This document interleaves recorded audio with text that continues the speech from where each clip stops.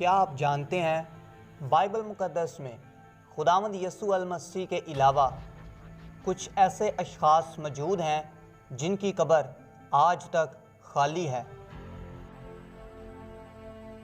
मूसा की वफ़ात के बाद उसकी लाश पर मुकर्रब फरिश्ते मिकाएल और अबलीस की ज़बरदस्त बहस क्यों हुई?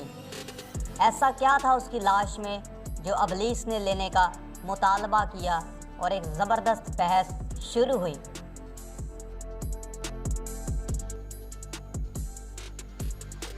क्या यसू मसीह की पैदाइश मूसा की नस्ल में से हुई?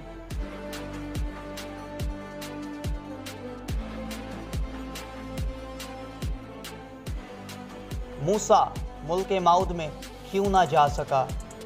क्या आप इन बातों को जानना चाहते हैं? जानने के लिए जुड़े रहिए।